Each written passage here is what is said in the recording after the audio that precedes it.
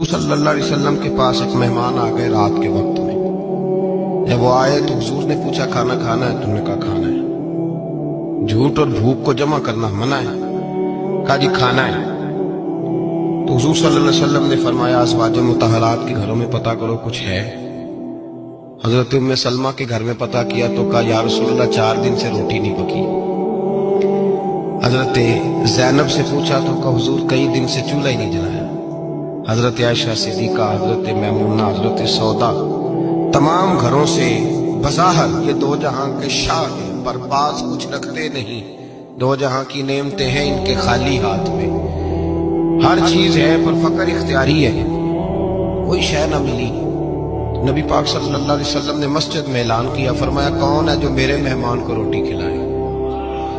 ان لفظوں کا حسن کوئی حسن والا ہی سمجھ سکتا ہے۔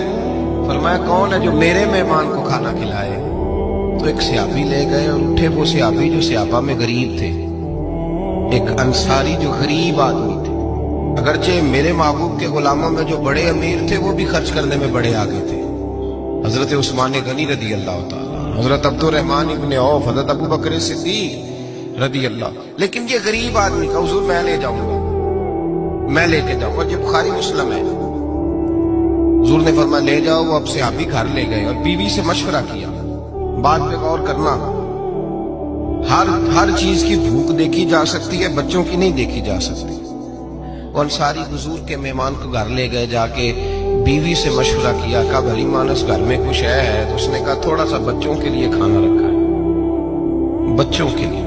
بچے تو بزدل کر دیتے ہیں، بچے تو آدمی کو بزدل کر دیتے ہیں، بچے تو مار دیتے ہیں، کلیجہ پھٹ جاتا ہے بچہ بھوکا ہو، نیند نہیں آتی۔ اب صحابی اپنی بیوی سے کیا کہتے ہیں؟ کہتے ہیں بچوں کو بہلا کے سلا دے، اور رسول اللہ کے لیے نہیں، رسول اللہ کے مہمان کے لیے، بھئی نبی پاک کے لیے نہیں، حضور کے تجھ سے در در سے سگ اور سگ سے ہے مجھ کو نسبت، میری گردن میں بھی ہے دور کا پٹکا تیرا، تجھ سے در در سے سگ سگ سے ہے مجھ کو نسبت۔ لمبی بات ہے، بچوں کو سلا دو۔ بی بی نے بچوں کو سلا دیا تو میاں بیوی کا مشورہ ہوا کہ مہمان کے ساتھ بیٹھ کے روٹی کھانا بھی سنت ہے۔ تو اب مہمان کے ساتھ بیٹھ کے کھانا بھی ہے تو کھانا ہے ایک دو آدمی کا۔ اب خاوند اپنی بیوی کو تیار کرتا ہے کہ میں بھی کھانے میں بیٹھ جاؤں گا، تو بھی بیٹھ جانا، اور جب مہمان کھانے میں ہاتھ ڈال لے تو اٹھنا، کہنا وہ ہو دیا تو صحیح کیا ہی نہیں، ابھی بجھ جائے گا، اور جا کے دیا بجھا دینا۔ ہم ہاتھ ہلاتے رہیں گے، مہمان روٹی کھاتا رہے گا۔ اور یار اس درد کو، اس کیف کو سمجھو، گھر میں بچے بھی بھوکے، بچوں کی ماں بھی بھوکی، بچوں کا باپ بھی بھوکا، دسترخوان پہ روٹی لگ گئی، روٹیاں چون ڈالی، بی بی اٹھی کہنے لگی او ہو چراغ تو صحیح کیا ہی نہیں، یہ تو بجھ جائے گا۔ حوصلے مند بی بی جس نے بچے بھوکے سلا دیے، وہ بھوکے سوئے ہوئے بچوں کی بھوکی اماں اٹھی اور اپنے خامند کی تابع داری میں اٹھی، میں گڈی تے ہتھ ڈور سجن دے، وہ جنج رکھے کونج رہنا ہے، اٹھی اور اس نے نہ دیا ٹھیک کرنے کے بہانے بجھا دیا۔ مہمان روٹی کھاتا رہا اور رسول اللہ کے نوکر قربانی دیتے رہے۔ وہ روٹی کھا کے سیر ہو کے بستر بچھایا تو سو گیا۔ یہ میاں بیوی ساری رات بچوں کی طرف دیکھتے رہے اور غور کرتے رہے اور راضی رہے کہ ہم نے حضور کا فریضہ نبھایا ہے۔ قربان جاؤں محبوب پہ، بے خبر ہو جو غلاموں سے، وہ آقا کیا ہے۔